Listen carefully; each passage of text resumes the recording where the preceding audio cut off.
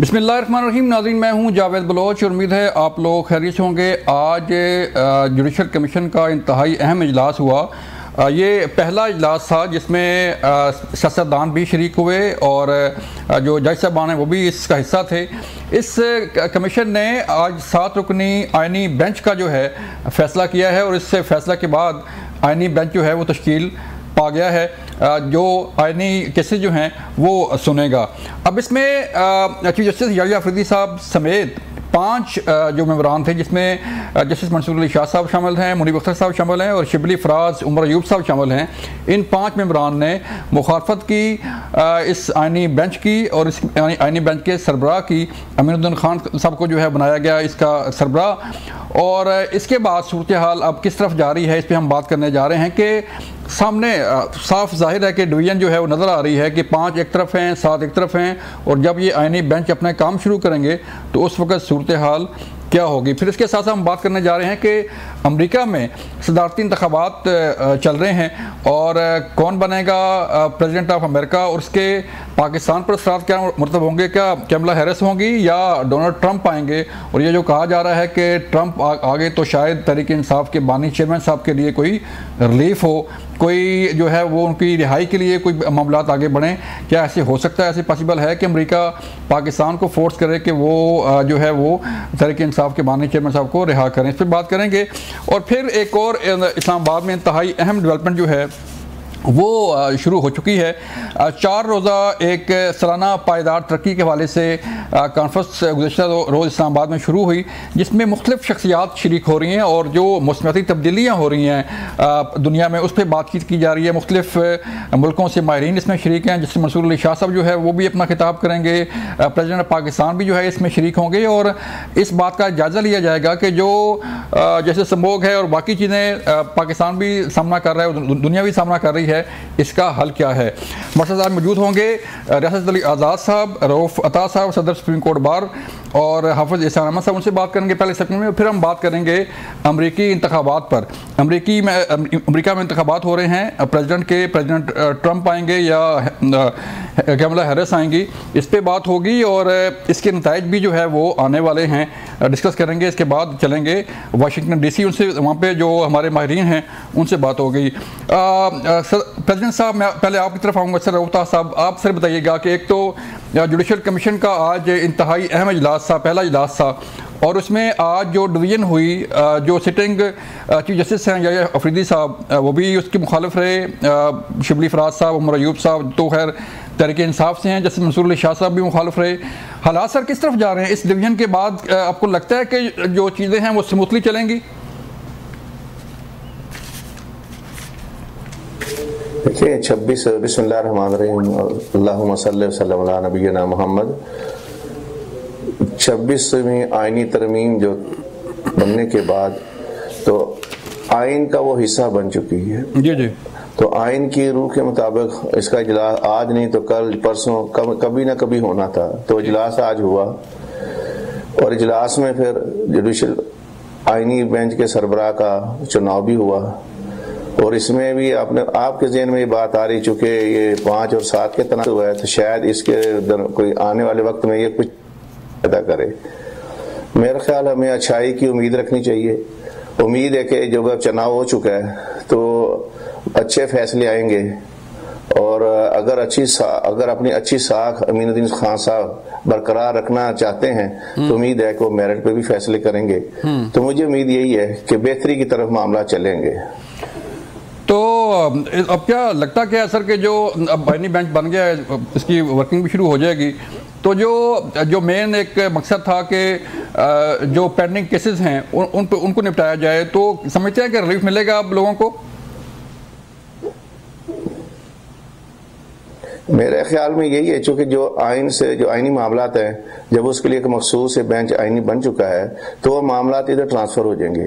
तो जो दूसरे मामलात है जो काफ़ी अरसे से ज़ेर अल्तवात, उनमें भी तेज़ी से इनको हल निपटाने में काफ़ी मदद मिल सकेगी और साइलिन को भी काफ़ी फ़ायदा इसमें मिलेगा। मेरे नज़दीक तो ये है कि बेहतरी आएगी। सही है। और लोगों को इंसाफ में जो काफ़ी अरसे से 10-10 साल से मामला ज़ेर अल्तवात है वो इंशाल्लाह निपटना शुरू हो जाएंगे। ठीक है रियासत साहब, मैं आपकी तरफ आता हूँ सर।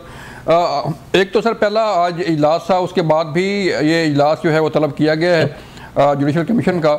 क्या समझते हैं सर, जो मकसद था हुकूमत का और के जो पेंडिंग केसेस हैं वो जल्दी निपटाए जाएंगे, जो आइनी केसेस हैं वो शिफ्ट हो जाएंगे आइनी बेंच में, तो समझते हैं जो मकसद जिस मकसद के तहत ये बेंच कायम किया जा रहा है वो हासिल होंगे?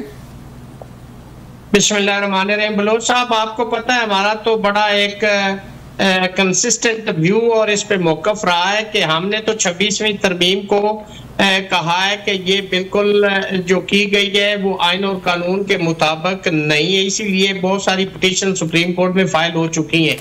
हमें यही अंदेशा था, यही मैला फाइली थी कि जब एग्जेक्टिव जो है वो मेजॉरिटी में होगी तो वो जो अदलिया की आज़ादी है, जो सुप्रीम कोर्ट का एक अपना स्ट्रक्चर बना हुआ है, उसके अंदर इंटरफेरेंस के मुतरादिफ है। आज आपने देख लिया कि एक शख्स भी जो हुकूमत में है, चाहे वो बार काउंसिल का मेंबर हो, वो अटॉर्नी जनरल हो, वो वजीर कानून हो, या जो हुकूमती वहां पे नुमाइंदे थे सेनेट से या नेशनल असेंबली से, एक ने भी इस साइड पे वोट नहीं किया। तो इससे पता चलता है कि इंतजामिया जो है उसने पूरी तरह पे ग्रिप की हुई है। और इस तरह से मैं समझता हूं कि अदलिया को इंतजामिया के ताबे करने के लिए ये जो उनकी पहली कोशिश थी उसमें वो कामयाब रहे हैं। हम तो चाहते हैं कि जी अदलिया आजाद हो, जो कॉन्स्टिट्यूशन के अंदर दिया गया है, जो 96 सुप्रीम कोर्ट के अंदर होल्ड किया गया, जो असद मलिक केस के अंदर होल्ड किया गया है, हम तो ये चाहते हैं अदलिया ऐसी हो। अगर अदलिया ने इंतजामिया के ताबे होना है तो फिर इस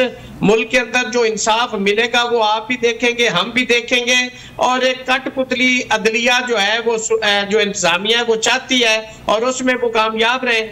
सर देखें ना, 26वीं आईनी तरमीम पे जो है अमलदार तो शुरू हो गया ना आज़ाद साहब, चीफ साहब ने खुद जो है वो हलफ उठा लिया उसी आईनी तरमीम के तहत ही, और अब उसी आईनी तरमीम में जो है जुडिशल कमीशन बन गया।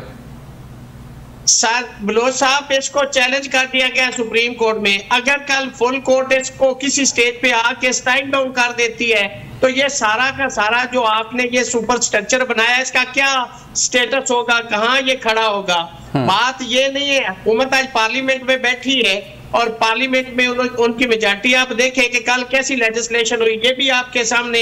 ये ऐसे कानून साजियां होती है किसी मुल्क के अंदर, किसी तहजीब याफ्ता मुल्क के अंदर जिसके अंदर पार्लियामानी फॉर्म ऑफ गवर्नमेंट हो। कभी ऐसी आपने लेजिस्लेशन देखी है कि आपने 40 मिनट के अंदर इतने बड़े बड़े डिजास्टर और इतना बड़ा जुडिशल स्ट्रक्चर और आपने पूरा पार्लियामानी फॉर्म ऑफ गवर्नमेंट को चेंज करके रख दिया है, किसी को बात नहीं करने दी गई, किसी की आउटपुट नहीं है, आप इसको लेजिस्लेशन कहते हैं। वैसे जो है ना आज़ाद साहब, जो हमारी हिस्ट्री है वो चाहे वो कोई भी गवर्नमेंट हो, चाहे तहरीक इंसाफ की हो, चाहे नून लीग की हो, चाहे जो भी हो, जब कानून शादी करने लगते हैं फिर ऐसा ही होता है। हाफिज साहब, मैं आपकी तरफ आता हूँ। सर हाफिज साहब ये बताइएगा सर कि अगर पीटीआई ने किया तो उन्होंने इस मुल्क के ऊपर एहसान नहीं किया, इस इदारों के ऊपर पीटीआई ने भी कोई एहसान नहीं किया। अगर उन्होंने भी ऐसी लेजिस्लेशन की तो उन्होंने भी गलत की है। हम बिल्कुल ये बात कर रहे हैं, किसी को हम फेवर या डिसफेवर की बात नहीं कर रहे हैं, हम इस मुल्क की बात कर रहे हैं, हम इस आइन की बात कर रहे हैं, हम इस इदारे की बात कर रहे हैं, इस मुल्क के अंदर बसने वाले लोगों की बात कर रहे हैं, उनकी रूह के मुताबिक हम बात कर रहे हैं। ठीक बात है। हाफिज साहब आप बताइएगा सर, एक तो पहला जुडिशल कमीशन का इजलास, उसमें ही जो डिवीजन है वो सामने आ गई। फिर दूसरा एक और चीज़ सामने आई, जो ख़त आया 2 जज साहबान का, प्रैक्टिस एंड प्रोसीजर एक्ट की जो कमेटी थी उन्होंने खुद ही उससे कमेटी का इजलास बुलाया, 2 रुकनी मंसूर अली शाह साहब ने, मुनीर अख्तर साहब ने, और ये फैसला कर दिया कि जी जो चैलेंज हुई है आईनी तरमीम वो फुल कोर्ट में जाएगी। फुल कोर्ट का जो है वो इजलास नहीं बुलाया गया, फुल कोर्ट नहीं बनाई गई, लेकिन आज उन्होंने ख़त भी लिख दिया। तो सर ये तो हाफिज साहब डिवीजन सामने आ रही है कि कुछ जज इस तरफ हैं, कुछ उस तरफ होंगे, तो फिर मामलात कैसे आगे बढ़ेंगे सर? बिस्मिल्लाहिर्रहमानिर्रहीम। आज बलोच साहब जहाँ पे पाकिस्तान की सुप्रीम कोर्ट खड़ी है उसके अंदर सबसे इम्पोर्टेंट रोल इन्हीं हमारे जजेस का है और इन्हीं हमारे हाई कोर्ट के जजेस का है। और दूसरा, आज़ाद साहब हमारे दोस्त हैं, ये 96 की जजमेंट का रेफरेंस देते हैं। 96 से पहले पाकिस्तान का कॉन्स्टिट्यूशन 1973 का था, जो अप्रैल 1973 को पास हुआ, और उसके अंदर कोई प्रिंसिपल ऑफ सीनियरिटी नहीं थी कि पाकिस्तान का चीफ जस्टिस जो है वो प्रिंसिपल ऑफ सीनियरिटी पे लगेगा, और उसके अंदर कोई ऐसी शिक नहीं थी कि जिसके अंदर ये कहा गया हो कि पाकिस्तान के अंदर जुडिशियल अपॉइंटमेंट जो है वो पाकिस्तान की जुडिशरी करेगी, वो प्रेसिडेंट ऑफ पाकिस्तान ने करनी थी, जिसको 96 के अंदर ओवरटर्न कर दिया गया। तो लिहाजा ये है कि अगर 1973 के ओरिजिनल कॉन्स्टिट्यूशन पे बात करनी है तो अगर इन दोनों चीजें उस वक्त नहीं थी तो ना फिर सेपरेशन ऑफ पावर खराब हुई है, ना ट्राइकॉटमी ऑफ पावर खराब हुई है, ना इसके अंदर इंस्टीट्यूशनल जो है वो इरोजन इसके अंदर आई है। एक चीज ये है। दूसरी चीज ये है कि हम बार बार बात करते हैं इस चीज के अंदर, तो क्या इंडिया के अंदर आज भी इंडियन सुप्रीम कोर्ट के अंदर जजेस उनका प्रेसिडेंट नहीं लगाता, उनकी पार्लियामेंट अकाउंटेबिलिटी नहीं करती? दूसरी हम बात ये करते हैं इसके अंदर इंडिया के, जी इंडिया देखें 1.5 अरब की आबादी है और वहां के ऊपर 34 जज है, हमें क्यों जरूरत आगे 34 लगाने की? आपको शायद अंदाजा नहीं है कि इंडिया के अंदर जो पेंडेंसी है वो 85,000 है, और उस हिसाब से उन्होंने 34 जजेस लगाए हैं, और हमने जब 17 लगाए थे वो थे 97 के अंदर, जब आबादी थी 131 मिलियन।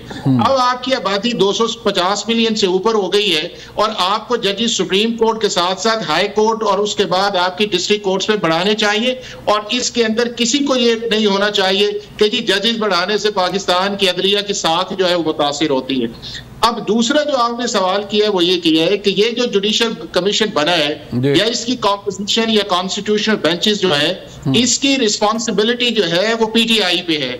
चूंकि पीटीआई ने कॉन्स्टिट्यूशनल कोर्ट को कहा कि हम नहीं मानते, हमें कॉन्स्टिट्यूशनल बेंच चाहिए, तो जब आपने फिर कॉन्स्टिट्यूशनल बेंच दिया और उसकी कॉम्पोजिशन फिर सामने आई तो फिर पीटीआई ने उसको एक्सेप्ट किया, और आज आपके सामने पीटीआई उसके अंदर है। और अभी तक एक भी बलोच साहब कॉन्स्टिट्यूशनल पिटीशन जो है वो as a political party Pakistan की सुप्रीम कोर्ट के अंदर पीटीआई ने इन अमेंडमेंट्स को चैलेंज नहीं किया। इन अमेंडमेंट्स के ऊपर पाकिस्तान की जुडिशरी ने इंप्लीमेंट किया है, पाकिस्तान की पार्लियामेंट ने उसके अंदर जाके जो चीफ जस्टिस बनाया है उसकी शख्सियत के ऊपर, उसके काम के ऊपर किसी को एक शक की गुंजाइश नहीं है।